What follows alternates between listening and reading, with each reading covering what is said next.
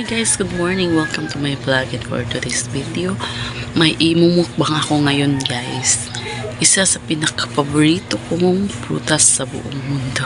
Ayun. So ayun pala guys. Hindi ko alam guys kung sino ang may-ari. Ito guys, tara. Samahan niyo akong kumain. Let's go.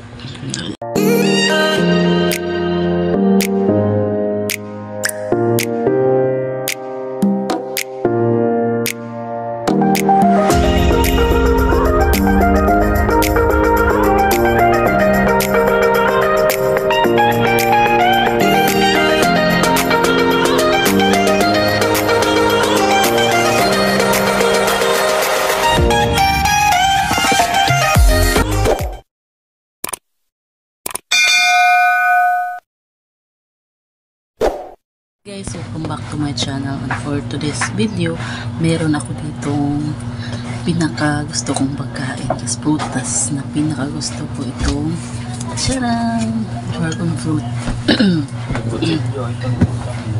Dragon fruit guys.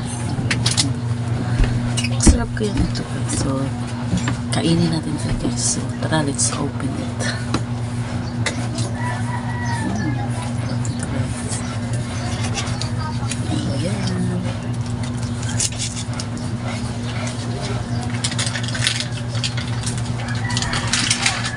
Yun guys. Tiyan. Napakasarap nito guys. Paborito ko talaga ang dragon fruit guys.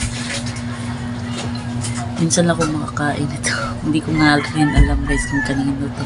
Nandyan lang kasi sa labas. Kaya kinuha ko na ito. Ay.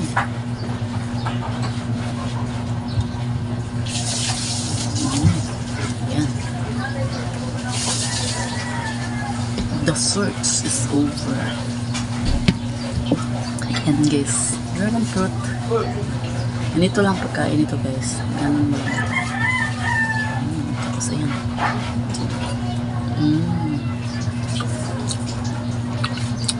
Harap.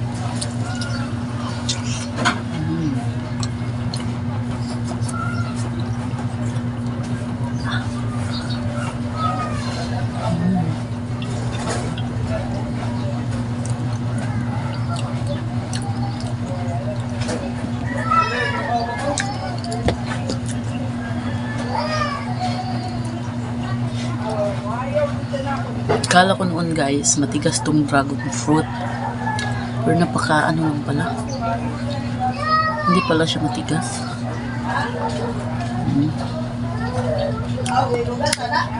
Dami niyang ano guys, liso.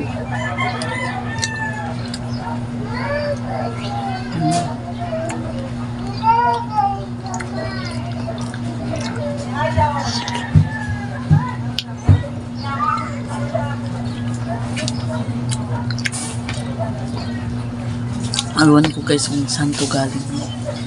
Basta ang alam ko guys, marami to sa Bohol at saka dun sa bandang South.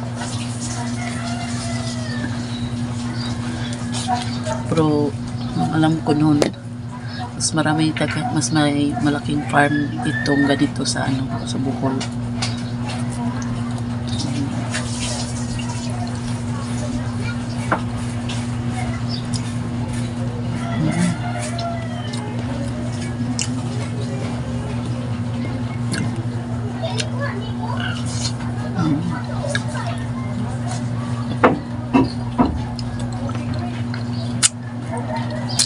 Ninja ha?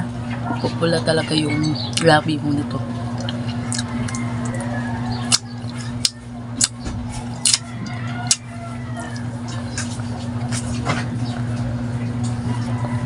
Yung liso.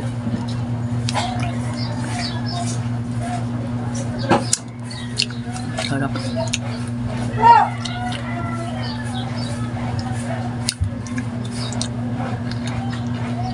Yaman niyang liso ba?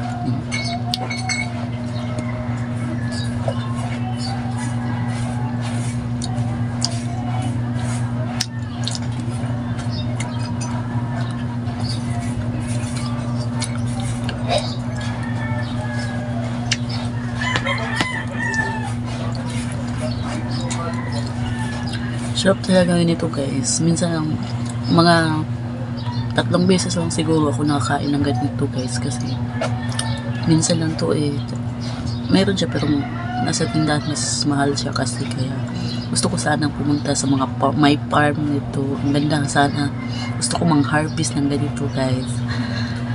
Sana makakita ko ng ganito na may farm na maraming bunga, tapos pwede tayo makabili kaya i-vlog din natin na kung paano nga ba mag-harvest ng ganito. Gusto ko yung ma-experience yung ibang mga vloggers guys na nagpipitas ng mga ganito, na kumukuha ng mga ganitong dragon fruit. Gusto ko yun ma-experience, kaya sana may mga farm nito makapunta tayo at saka ma-harvest tayo ng ganito, kasi gusto ko yun ma-experience guys. Sobrang ganda, paborito ko talaga yung dragon fruit. Matamis kasi siya guys. Akala ko noon natigas to siya, tapos hindi matamis, kaya hindi ako nainganyo. Tapos nung nakatikim ako ng unang beses, sobrang sarap pala guys, kaya paborito ko talaga ang kumain ng dragon fruit. Na gustuhan ko yung lasa niya, hindi yung kagaya ng iba guys na kapag unang tikim ko napapangitan ako, tulad ng durian guys, napapangitan talaga ako sa pag-unang tikim. Pero pag second time na guys, gustuhan ko talaga siya. Hindi tulad dito guys na unang tikim ko pa lang nagustuhan ko na siya.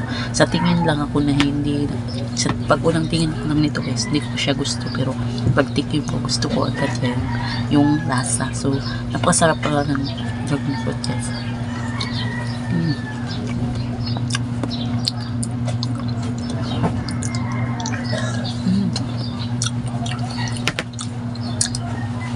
Tsaka yung ibang mga guys, prutas, gusto ko rin tulad ng mangosteen.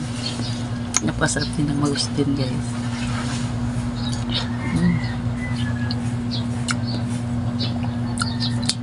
Sobrang sarap talaga guys, sobrang tamis.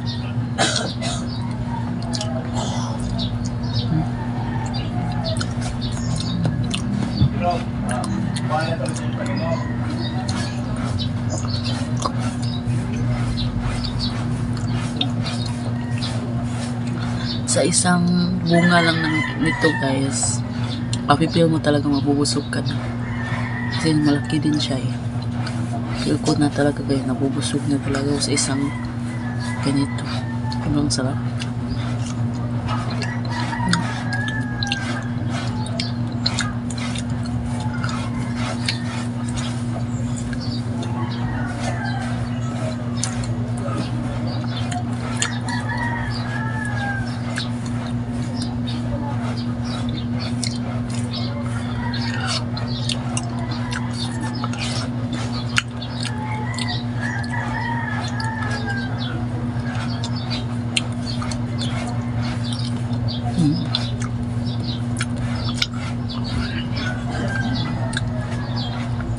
Yun guys, naubos ko na guys. Sa mga may mangosteen dyan, kakita ng video ko, baka pwede nyo po ako i-invite dyan na mag-harvest sa mangosteen. Hindi mangosteen, itong dragon fruit pala guys, sorry. Baka may mga farm kayo dyan, pwede nyo akong imbitahan para magpitas at bibiliin ko naman. Siyempre, bilhin natin. Gusto ko lang talaga ma-experience yung paano mangitas ng mga dragon fruit. At saka, makita yung natural na bunga niya na nasa, nasa kanyang, tawag nung sa Bisaya, punuan guys. Nasa kanyang punuan pa. So, ayun. Huwag niyong kalimutan guys na mag-like at share itong video na ito para mas marami pa tayong magagawa at ma-upload na video. So don't forget to like and subscribe my YouTube channel, Marmar's Vlog, everyone. So ayun, dito nagtatapos ang ating dito nagtatapos ang ating dragon fruit video. So ayun, thank you for watching. Don't forget to like and subscribe. Bye bye.